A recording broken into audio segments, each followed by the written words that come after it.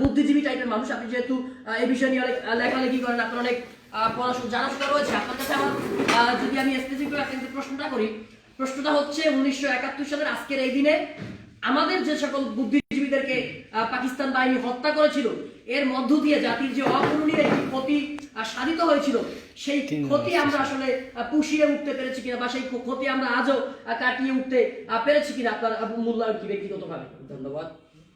আসলে দেখেন, পৃথিবীর প্রত্যেকটি দেশ এবং রাষ্ট্র যখন মুক্তির পথ বেছে নেয় বা স্বাধীনতার পথ বেছে নেয়, তখন অনেক মানুষের আত্মত্যাগের বিনিময়ে স্বাধীনতা অর্জিত হয়। তারই ধারাবাহিকতায় আমাদের যে বাংলাদেশ নামক ভূখণ্ডটি আমরা পেয়েছি 30 লক্ষ শহীদের বিনিময়, 2 লক্ষ মা বোনের আত্মত্যাগের বিনিময়ে যে আজকে স্বাধীন বাংলাদেশ আমরা পেয়েছি। এখানে যারা শহীদ হয়েছেন তাদের আত্মত্যাগের প্রতি আমরা শ্রদ্ধা জানাই, কারণ তাদের বিনিময়ে আমরা আজকে এই সোনার বাংলা পেয়েছি। কিন্তু মূল অর্থ এটা এরকমই দাঁড়িয়েছে, ওনারা যে যার জন্য যুদ্ধ করে শহীদ হয়েছিলেন, তাদের যে স্বপ্ন ছিল, অথবা সেই স্বপ্ন এখন বাস্তবায়ন এখনো হয়নি। আমরা চেয়েছিলাম পাকিস্তান থেকে বিবর্তন হয়ে আলাদা হয়ে একটি স্বাধীন সার্বভৌমত্ব দেশকে আলাদাভাবে শাসন করব, কিন্তু আজকে আমরা দেখতে পাচ্ছি আমাদের এই দেশটি, যদি আমরা পাকিস্তান থেকে স্বাধীনতা ছিনে নিয়েছি, কিন্তু ভারতের পরাধীনতা থেকে আমরা আজও মুক্তি পাইনি। আমরা তরুণ প্রজন্ম জাতীয় জোয়ার আনতে চাই, যে জোয়ারের মধ্য দিয়ে মুক্তিযুদ্ধের যে আশা আকাঙ্ক্ষা ছিল তা বাস্তবায়ন করার জন্য। আমরা জানি সকলে আজকে শহীদ বুদ্ধিজীবী দিবস, শুধু আজকের এই দিনে শহীদ বুদ্ধিজীবীরা শহীদ হননি, তার পরবর্তী সময়ে অনেক বুদ্ধিজীবীকে এদেশে হত্যা করা হয়েছে। আপনারা অনেকে জানেন, একটি বিষয় আজকে আমি লাইভ অনুষ্ঠানে বলতে চাই, যেটা আপনারা অনেকে জানেন না। আপনারা জানেন 73 সালে যখন নির্বাচন হয়, 73 নির্বাচনে সিপিবির একজন নেতা যার নাম আনন্দ আহমেদ, তিনি গোপালগঞ্জ থেকে বঙ্গবন্ধু শেখ মুজিবুর রহমানের আসনে নির্বাচন করেছিলেন এবং নির্বাচন করার জন্য প্রক্রিয়া নিয়েছিলেন। তাকে নির্মমভাবে তৎকালীন সময় হত্যা করা হয়েছিল। তিনি সিপিবির নেতা ছিলেন, তিনি অত্যন্ত বুদ্ধি এবং মেধাবী লোক ছিলেন। বাংলাদেশে স্বাধীনতার পরবর্তী সময়ে তাকে হত্যা করা হয়। তার পরবর্তী সময়ে দেখেন আমাদের এদেশে তৎকালীন সময় অনেক শিক্ষককে গুম করা হয়েছে। এখন আমরা অনেকেই জানি যে মিডিয়ার মাধ্যমে কাকে গুম করা হচ্ছে, খুন করা হচ্ছে, সে বিষয়গুলো আমরা এখন অপিলে পেয়ে যাই। বাংলাদেশের সর্বপ্রথম যে ব্যক্তিটিকে জেলখানায় নেওয়া হয়েছিল সে মেজর জলিল সাহেব, তিনি এদেশের একজন বুদ্ধিজীবী ছিলেন এবং সে যুদ্ধে বীর খেতাবপ্রাপ্ত লোক ছিলেন। তাকেও এই সরকার বা যেভাবে হোক স্বাধীনতার পরবর্তী সময়ে তাকেও জেলে যেতে হয়েছে। বাংলাদেশ স্বাধীন হওয়ার পরবর্তী সময়ে যে এত বড় একজন ব্যক্তি ছিলেন, যিনি খুব মেধাবী বিচক্ষণতার সাথে যুদ্ধ করেছিলেন, সেই সিরাজ শিকদারও এই দেশের একটি অন্যতম বুদ্ধিজীবী ছিলেন, তাকেও হত্যা করা হয়েছে। আমরা এর পরিত্রাণ চাই। আমরা চাই প্রত্যেকটা নাগরিকের তার যে চাহিদাগুলো রয়েছে, তাদের যে আশা আকাঙ্ক্ষা রয়েছে, স্বাধীনতার পরবর্তী সময়ে আমরা সেই আশা আকাঙ্ক্ষা পূরণ করতে পারিনি। আমরা কোনো না কোনোভাবে প্রত্যেকটা সরকারের আমলে আমরা নির্যাতিত, নিপীড়িত। আমরা চাই এ থেকে উত্তরণ হওয়ার জন্য। তাই আমরা নতুনরা যে ভাবনা ভাবছি, এদেশকে পুনরায় যে স্বাধীনতার যে স্বপ্ন দেখেছিলাম, সেই স্বপ্ন বাস্তবায়ন করে আমরা এই তরুণরা গড়ে ফেলবো, এই আশাবাদ ব্যক্ত করছি। আচ্ছা ফারুক ভাই, আপনার কাছে আমরা এখন চলে যাচ্ছি আমাদের বাংলাদেশ ছাত্র অধিকার পরিষদের বিপ্লবী যুগ্ম আহ্বায়ক ফারুক হাসান ভাইয়ের কাছে। ফারুক ভাইয়ের কাছে আমার প্রশ্ন হচ্ছে যে 1971 সালে আমাদের যে 30 লক্ষ শহীদ, তাদের জীবনের বিনিময়ে তারা বললেন যে সাম্য, মৈত্রী, মানবিক মর্যাদা, সামাজিক ন্যায় বিচার নিশ্চিত করার যে বাংলাদেশ তাদের লক্ষ্য ছিল। স্বাধীনতার পরে আমরা একটা সংবিধান প্রণয়ন করলাম, বলা হয় থাকে বিশ্বের মধ্যে অন্যতম দ্রুত একটি সংবিধান ছিল বাংলাদেশের সংবিধান। 9 মাসের মধ্যে আমরা আমাদের একটি সংবিধান তৈরি করলাম। সেই সংবিধানকে আমরা ইতোমধ্যে প্রায় 16 বার আমাদের সেই সংবিধানকে পরিবর্তন করা হলো। আজকে সেই সংবিধানের দোহাই দিয়েই আওয়ামী লীগ যখন কোনো অন্যায় করছে, অপকর্ম করছে, সেই সংবিধানের দোহাই দিয়ে কিন্তু আওয়ামী লীগ রাষ্ট্র ক্ষমতায় টিকে আছে। এবং 2013 সালের যে নির্বাচনটি হয়েছিল, জানেন 2002 সালের 5 জানুয়ারি নির্বাচন, সেই নির্বাচনে 153টি আসনে বিনা ভোটে আওয়ামী লীগ তাদের সংসদ সদস্যরা নির্বাচিত হলো। তারপরে আওয়ামী লীগ সংবিধানের দোহাই দিয়ে আপনার 5 বছর রাষ্ট্র ক্ষমতায় ছিল। এরপরে 30 ডিসেম্বরে নির্বাচন আসলো। সেই জায়গা থেকে আপনার কি মনে হয় না যে এই সংবিধানের দোহাই দিয়েই আসলে এদেশের মানুষের ভোটের অধিকার, ভাতের অধিকার বারবার ক্ষুণ্ণ করা হচ্ছে এবং আওয়ামী লীগের নেতৃত্বেই মূলত সব থেকে বেশি সংবিধানকে কাটাছাড়া করা হয়েছে এবং এই আওয়ামী লীগই সব থেকে বেশি মানুষের ভোট এবং ভাতের অধিকার ক্ষুণ্ণ করেছে কিনা, যে আওয়ামী লীগের নেতৃত্বে আমরা স্বাধীনতা পেয়েছিলাম, এই বিষয়টিকে আপনি কিভাবে মূল্যায়ন করছেন? হ্যাঁ, ধন্যবাদ মশিউর রহমান তোমাকে। তো যাই হোক, আজকে এই লাইভের মাধ্যমে আসলে আমি মহান মুক্তিযুদ্ধে আমাদের যে মূল লক্ষ্য এবং উদ্দেশ্য ছিল সেটি বলার চেষ্টা করব। তো শুরুতে আসলে আমাদের জানতে হবে যে 1971 সালে যে 30 লক্ষ শহীদ তাদের জীবন তারা উৎসর্গ করেছেন এই দেশের মাটির জন্য, দেশের মানুষের জন্য। আসলে কি উদ্দেশ্য নিয়ে তারা দীর্ঘ 9টি মাস যুদ্ধ করেছেন? সাম্য, স্বাধীনতা, মানবিক মর্যাদা, সামাজিক সুবিচার, এই 4টি ছিল আমাদের মহান মুক্তিযুদ্ধের মূল মন্ত্র। কিন্তু বড় দুঃখের বিষয়, আজকে যে আওয়ামী লীগ দিনে প্রায় 50 বার হোক বা 500 বার হোক এই আওয়ামী লীগের চেতনার কথা বলি ওরাই, ঠিক সেই জায়গাটিতে দাঁড়িয়ে আজকে আওয়ামী লীগ এই মুক্তিযুদ্ধের চেতনাগুলোকে ধূলিসাৎ করে আজকে এই দেশকে একটি স্বৈরতান্ত্রিক শাসনে পরিণত করেছে। একটি কথা না বললেই নয় যে 1971 সালে যখন আমরা খুব স্বল্প সময়ে আমাদের একটি সংবিধান আমরা প্রণয়ন করি, আসলে ওই সময় ওই জিনিসটি আসলে পরিবেশ পরিস্থিতির সাথে প্রাসঙ্গিক ছিল। কিন্তু কালের বিবর্তনে এই সংবিধান আজকে আমাদের অবশ্যই একটি গুণগত পরিবর্তন আনা দরকার ছিল। কিন্তু রাজনৈতিক দলগুলো তাদের এই হীন স্বার্থ রক্ষার জন্য, তাদের এই যে রাজনৈতিক প্রোপাগান্ডা, সেটি স্বার্থ হাসিলের জন্য আসলে এই সংবিধানকে গুণগত একটি পরিবর্তন সংবিধান আনতে পারেনি।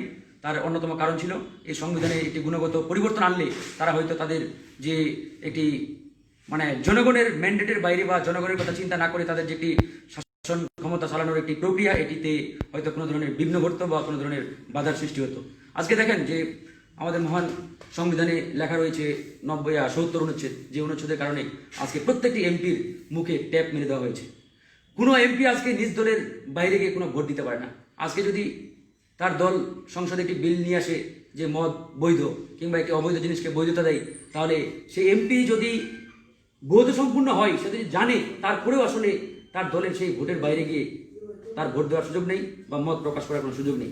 দেখেন, এরকম আসলে আমাদের সংবিধানে অনেক গলদ রয়েছে, অনেক আসলে অনুচ্ছেদ রয়েছে যেগুলো বর্তমান সময়ে আমাদের জন্য সেভাবে আমরা সেটিকে আসলে যদি আমরা সেই অনুচ্ছেদগুলো অনুযায়ী আমরা কাজ করি, তাহলে দেশের মানুষের কল্যাণ বয়ে আনবে না বা দেশের মানুষের আসলে সে অর্থে কোনো ধরনের উপকারে আসবে না।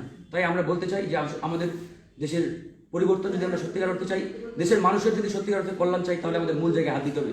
আর আমাদের মূল জায়গা হচ্ছে সংবিধান।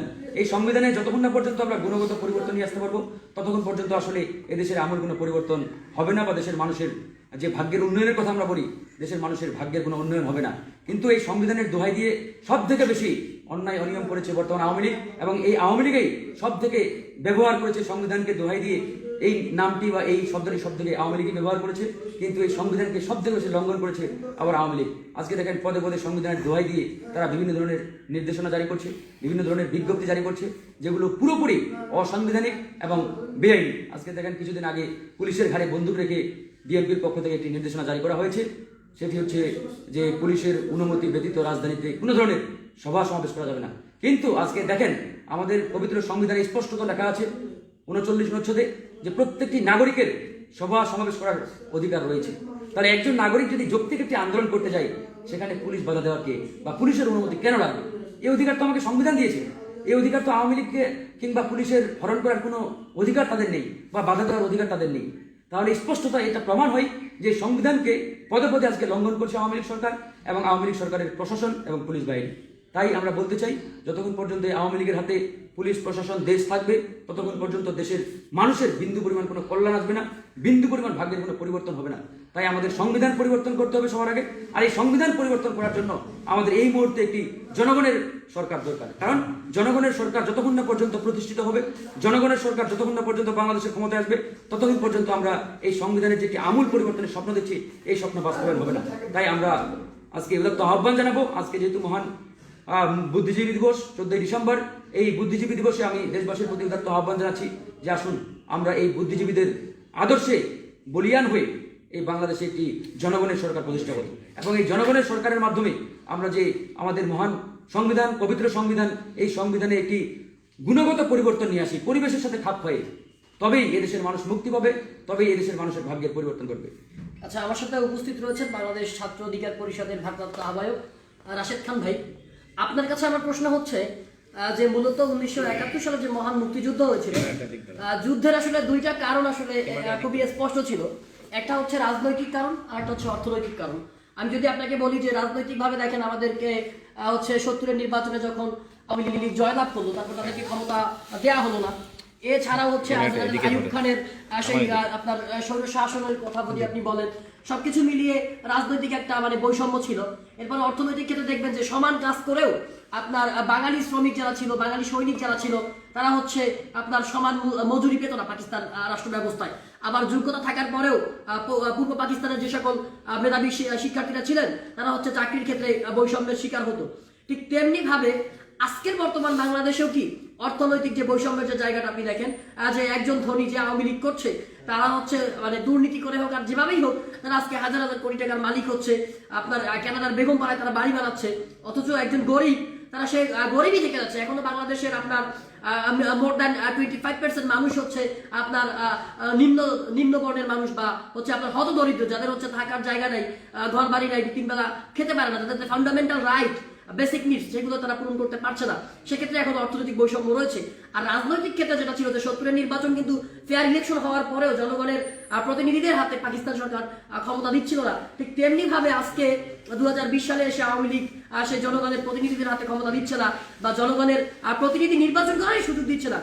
সেক্ষেত্রে আমি যদি কম্পেয়ার করি যে সেই সময়ের পাকিস্তানের ভূমিকা আর বর্তমান আওয়ামী লীগ সরকারের ভূমিকা সেম বা একই কিনা, আপনি একজন ছাত্র নেতা হিসেবে বিষয়টিকে কিভাবে মূল্যায়ন করবেন?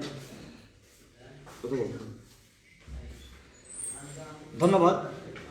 যারা লাইভটি দেখছেন সবাইকে বাংলাদেশ ছাত্র অধিকার পরিষদ কেন্দ্রীয় কমিটির পক্ষ থেকে আন্তরিক শুভেচ্ছা এবং অভিনন্দন। আজকে এমন একটি দিনে এসে আমরা সমসাময়িক বিষয় নিয়ে ফেসবুক লাইভে কথা বলছি, যে দিনটিতে এই বাংলাদেশের যারা বুদ্ধিজীবী ছিলেন 1971 সালের সেই সময়ে, তাদেরকে আমরা হারিয়েছিলাম। 10 থেকে 14 ডিসেম্বর আমাদের দেশের সাংবাদিক, ডাক্তার, ইঞ্জিনিয়ার, বিশ্ববিদ্যালয়ের শিক্ষক, লেখক, তাদেরকে সেই পাকিস্তানি হানাদার বাহিনী পরিকল্পিতভাবে একটি নীল নকশা তৈরির মাধ্যমে তাদেরকে হত্যা করেছিল। এই জাতিকে মেধাশূন্য করার জন্য তারা যে ষড়যন্ত্র করেছিল, সেই ষড়যন্ত্রে তারা সম্পূর্ণভাবে সফল হয়েছে। এখনো পর্যন্ত দেখেন বাংলাদেশ সেই মেধাশূন্য জাতি হিসেবে রয়েছে। আমরা সেই ক্ষতি এখনো পর্যন্ত পূরণ করতে পারিনি। স্বাধীনতার পরে যখন যে সরকার ক্ষমতায় এসেছে, আমাদের সেই শূন্যতা পূরণ করার কোনো ধরনের উদ্যোগ নেয়নি। আজকে আমরা স্বাধীনতার 50 বছরে পদার্পণ করতে যাচ্ছি। আমার দুঃখ লাগে যে সেই সমসাময়িক সময়ে যারা স্বাধীন হয়েছিল, তাদের অর্থনৈতিক সমৃদ্ধি প্রবৃদ্ধি দেখেন, আর বাংলাদেশের অবস্থা দেখেন। আজকে মানুষের পেটে খাবার নাই, মানুষ ক্ষুধার যন্ত্রণায় তারা রাজপথে নেমে প্রতিবাদ করছে, অন্যায়ের বিরুদ্ধে কথা বলছে। আজকে গার্মেন্টস কর্মীরা তারা বেতন এবং তাদের অন্যান্য সুবিধা সেগুলো তারা ঠিক মতন তারা পাচ্ছে না, যে কারণে তারা রাজপথে নেমে তারা প্রতিবাদ করছে, তাদের বেতন মজুরির তারা দাবি করছে। কিন্তু দুঃখের সাথে বলতে হয়, যখন এই শ্রমিক ভাইরা রাজপথে নেমে তারা প্রতিবাদ করে, তাদের যে বেতন কাঠামো সেটি পরিবর্তনের কথা বলে, বকেয়া বেতনের দাবি তোলে, তখন আমরা দেখি বাংলাদেশের প্রশাসন তাদের উপর চড়া হয়। যেমনিভাবে সেই পাকিস্তানি হানাদার বাহিনীরা আমাদের উপর চড়া হতো, আমরা যদি আমাদের অধিকারের কথাগুলো বলতাম, আমাদের রাজনৈতিক অধিকার, আমাদের মৌলিক অধিকারের কথাগুলো সেই দাবি দেওয়া পেশ করতাম। আমি বলতে চাই, মশিউর যে প্রশ্ন করেছে যে আমাদের অর্থনৈতিক পরিবর্তন, রাজনৈতিক পরিবর্তন, কোনো পরিবর্তন আসেনি।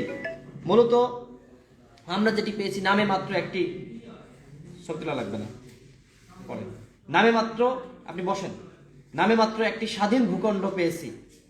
কিন্তু একটি স্বাধীন ভূখণ্ডে যে ধরনের উপাদান দরকার, সেই উপাদানগুলো আমাদের আজকে নাই। আজকে তরুণ সমাজ তারা আজকে একতাবদ্ধ হয়েছে, তারা কাঁধে কাঁধ রেখে, হাতে হাত রেখে তারা এগিয়ে যাচ্ছে এই রাষ্ট্রের পরিবর্তনের জন্য। আমরা ইউরোপ আমেরিকার কথা বলি, তারাও কিন্তু একদিনে পরিবর্তন হয়নি। তাদের যে রাজনৈতিক অধিকার, তাদের যে মৌলিক দাবিগুলো পূরণ হয়, তাদের যে জীবনযাত্রার মানের উন্নয়ন, তাদের যে নাগরিক নিরাপত্তা নিশ্চিত হয়েছে, এর পিছনেও কিন্তু তাদের আন্দোলন সংগ্রামের ইতিহাস রয়েছে।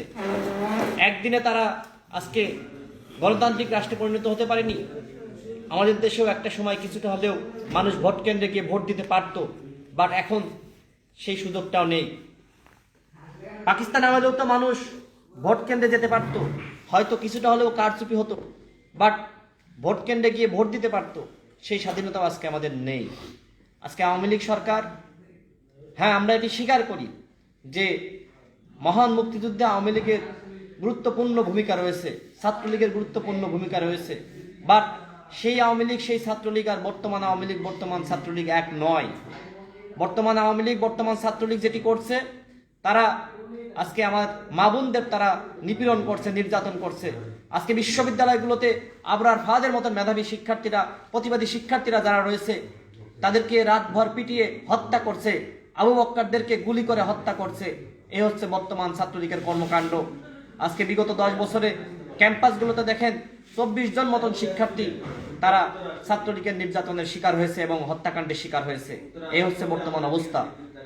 বন্ধুগণ, যদি এই অবস্থা থেকে তরুণ সমাজ, শিক্ষার্থী সমাজ, জনগণকে যদি রক্ষা করতে চান, তাহলে আমাদের একতাবদ্ধ হওয়ার বিকল্প নাই। আজকে মশিউর, ফারুক, রাশেদ, পাঠান আজাদ, আজকে তারা তরুণ, তারা একতাবদ্ধ হয়েছে। এই যে এখানে যারা আছেন, এদেরকে দেখছেন, এরা কেউ কারো পূর্ব পরিচিত ছিল না। শুধুমাত্র আপনাদের অধিকার আদায়ের জন্য, আপনাদের জন্য কাজ করতে গিয়ে তারা আজকে একতাবদ্ধ হয়েছে। তারা আপনাদের জন্য কথা বলছে। এই তরুণ সমাজকে যদি আপনারা এগিয়ে নিয়ে যেতে চান, অবশ্যই তাদেরকে সমর্থন দিতে হবে, তাদের পাশে থাকতে হবে। আমরা একটি নতুন রাজনৈতিক দল গঠনের উদ্যোগ নিয়েছি এবং নতুন রাজনৈতিক দল গঠনের আগে যে একটি পূর্ববর্তী প্রক্রিয়া, সেজন্য আমরা গণ অধিকার প্ল্যাটফর্মের ঘোষণা দিয়েছি। ইতিমধ্যে সাবেক আমলা, সাবেক সেনা কর্মকর্তা, ডাক্তার, ইঞ্জিনিয়ার, ব্যারিস্টার তারা আমাদের সাথে যোগাযোগ করেছে, আমাদের প্ল্যাটফর্মে তারা কাজ করতে চায় এবং আগামী নির্বাচনে আমরা একটি চমক দেখাতে চাই। আগামী নির্বাচনে ওই দেলোয়ার বাহিনী দিয়ে ভোট কেন্দ্র দখল করা চলবে না। আমরা ভোট কেন্দ্র পাহারা দেওয়ার জন্য আমরা প্রস্তুত নিচ্ছি। তরুণ সমাজ আমাদের সাথে রয়েছে। আজকে যুবকরা বাংলাদেশ যুব অধিকারের মাধ্যমে আজকে একতাবদ্ধ হচ্ছে। সুতরাং সামনের দিনে আপনারা সেই সুযোগ পাবেন না, সেই সুযোগ আপনাদের দেওয়া হবে না। আমরা আজকে তৈরি হচ্ছি। আজকে দেখেন যে আমাদের সভা সমাবেশ করার অধিকার হরণ করা হচ্ছে, তারপরেও আজকে তরুণরা, যুবকরা তারা কিন্তু থেমে নেই। মাঠে ঘাটে, রাস্তায়, চায়ের দোকানে, যেখানে সুযোগ পাচ্ছে তারা বসে তারা সভা করছে, সমাবেশ করছে, কথা বলছে, আলোচনা করছে, রাজনৈতিক আড্ডা দিচ্ছে। আমি মনে করি এভাবেই আসলে পরিবর্তন আসবে। তরুণরা, যুবকরা, ছাত্ররা সবে মাত্র তারা একতাবদ্ধ হওয়ার শুরুটা তারা করেছে। এই একতাবদ্ধ শ্রেণী, জাতির সংখ্যা যখন আরো বাড়বে, গোষ্ঠীর সংখ্যা যখন বাড়বে, তখন আপনারা পালানোর পথ পাবেন না। আপনাদের সময় ঘনিয়ে এসেছে। যদি বাঁচতে চান, যদি বাংলাদেশে রাজনীতি করতে চান, তাহলে নিজ থেকে আপনাদেরকে পরিবর্তিত হতে হবে, নিজেদের মধ্যে পরিবর্তন আনতে হবে। আমাদের আওয়ামী লীগের অনেক বড় অবদান রয়েছে, ছাত্রলীগের এই দেশ গঠনে অনেক ভূমিকা রয়েছে।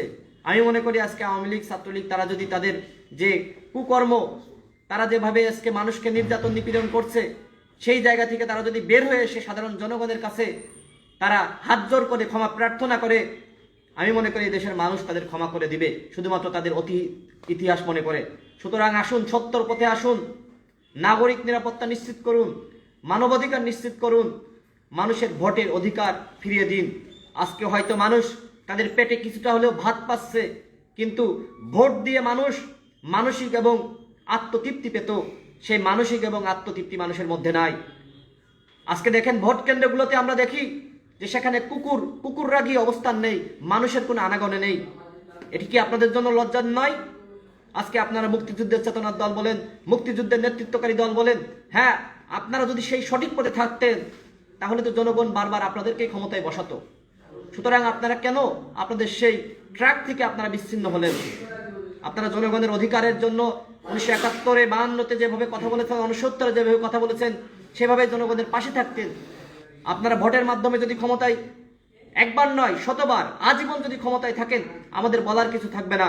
ক্ষমতায় যদি থাকতে হয়, সরকারে যদি থাকতে হয়, অবশ্যই ভোটের মাধ্যমে মানুষের ম্যান্ডেট নিয়ে ক্ষমতায় থাকতে হবে। অন্যথায় এরশাদ সে নিজেও চেয়েছিল যে আজীবন ক্ষমতায় থাকবে, সে কিন্তু পারে নাই। দীর্ঘ 9 বছর ক্ষমতায় ছিল, একটা পর্যায়ে এই দেশের তরুণ সমাজ, যুব সমাজ, শিক্ষার্থী সমাজ টেনে হিসড়ে তাকে ক্ষমতা থেকে নামিয়েছে।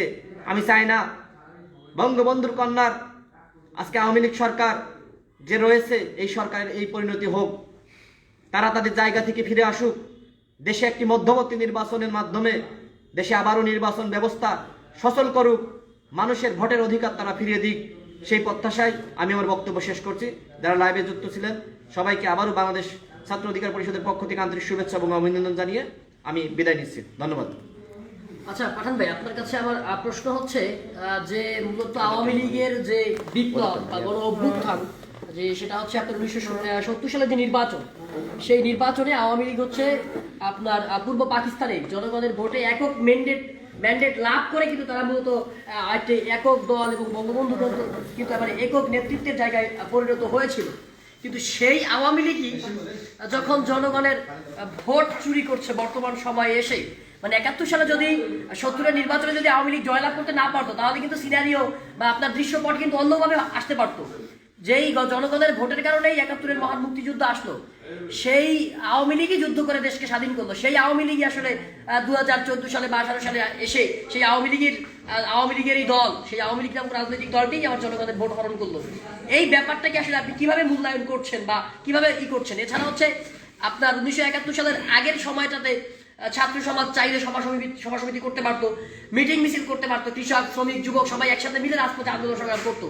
কিন্তু আজকে আমরা যদি দেখি যে আজকের সময়টাতে আওয়ামী লীগ এদেশের জনগণকে রাজপথেই নামতে দিচ্ছে না, মিটিং মিছিল আইন করে বন্ধ করে দিচ্ছে, পুলিশের মাধ্যমে আইন করে। সেই জায়গাটাকে আসলে কিভাবে ব্যাখ্যা করবেন? জি ধন্যবাদ।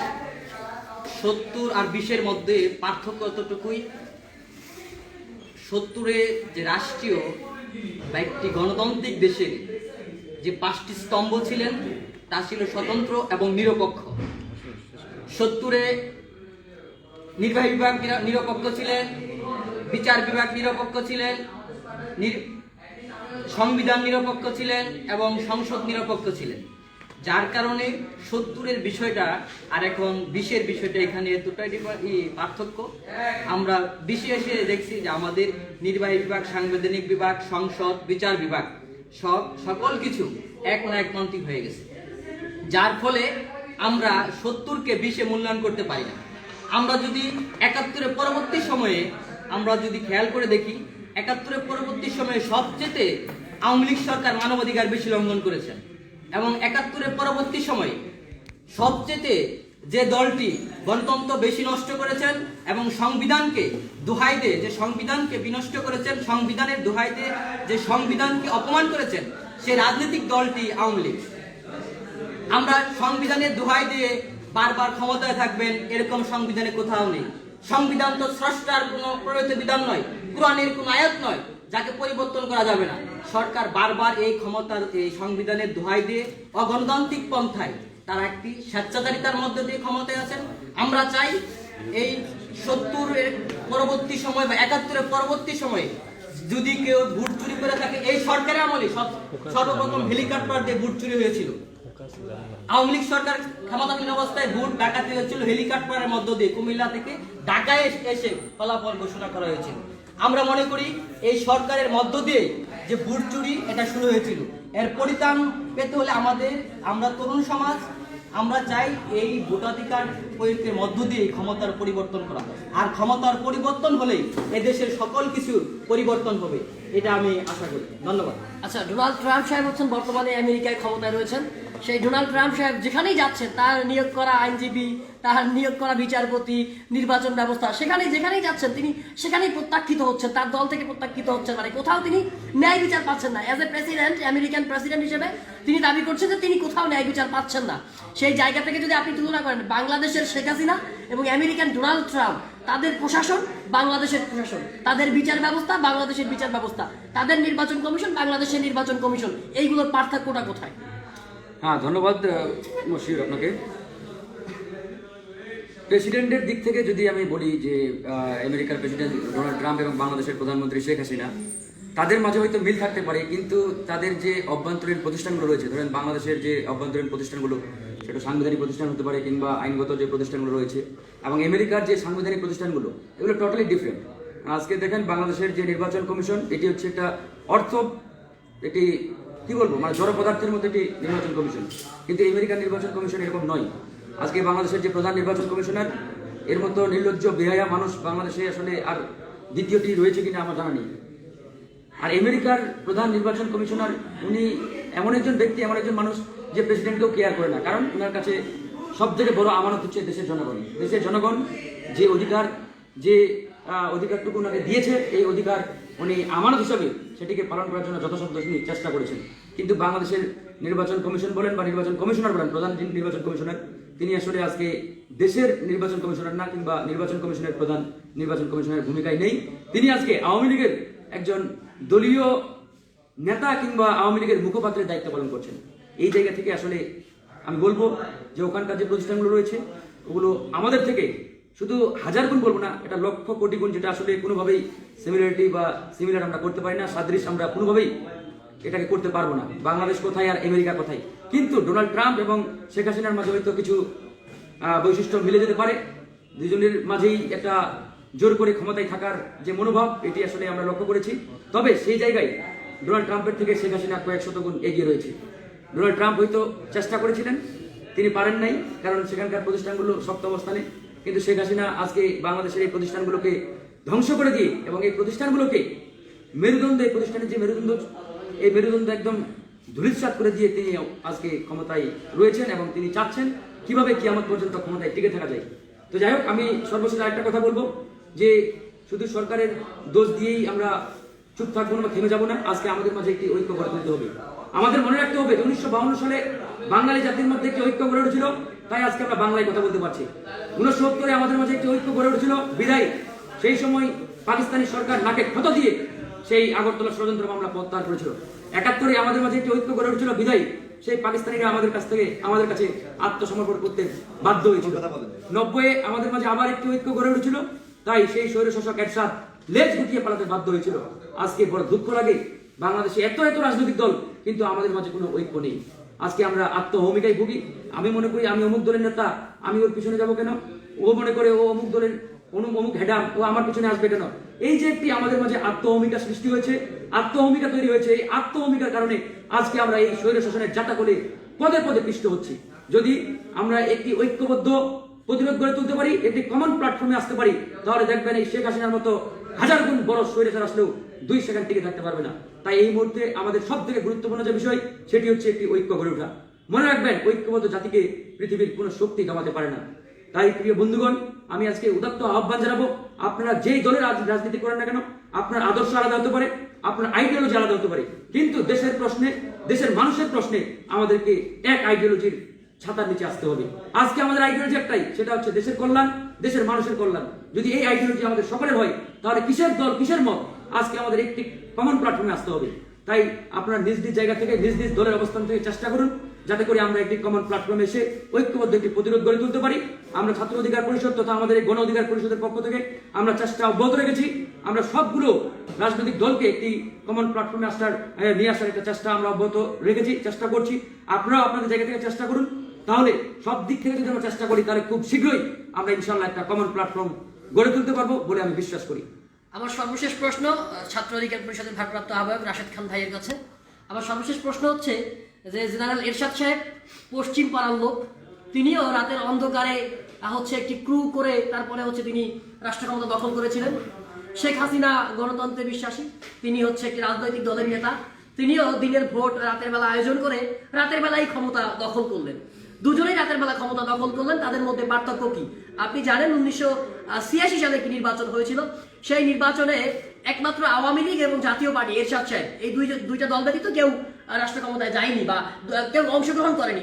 সেই জায়গায় সেই নির্বাচনে এরশাদ সাহেব জয়লাভ করলেন এবং আপনার শেখ হাসিনা তিনি বিরোধী দলের ভূমিকা পালন করলেন এবং 1 বছর যেতে না যেতেই তাদের সাথে যখন দর কষাকষিতে মিলতে ছিল না, তারপরে সেই শেখ হাসিনাজি হচ্ছেন আপনার এরশাদ সাহেবের বিরুদ্ধে অবস্থান নিলেন। ঠিক তেমনি ভাবে 2018 সালের 30 ডিসেম্বরের নির্বাচনে এরশাদ সাহেব আওয়ামী লীগের থেকেই নির্বাচন করলেন, এরপরে বিরোধী দলের আসন গ্রহণ করলেন এবং আওয়ামী লীগের বিরোধিতা করছেন। মানে এই যে 12 বছর যাবত আওয়ামী লীগ ক্ষমতায় আছেন, এরশাদ সাহেবকে নিয়ে মানে পুতুল খেলা করে ছেলে খেলা করে ক্ষমতায় আছেন, সেই জায়গা থেকে মানে এরশাদ সাহেবের হচ্ছে তার জাতীয় পার্টি বা এরশাদ মানে স্বৈরাচার এরশাদ তার মধ্যে এবং শেখ হাসিনার মধ্যে পার্থক্য কি এবং কে বেশি ভয়ঙ্কর? এরশাদ সাহেব বেশি ভয়ঙ্কর ছিলেন?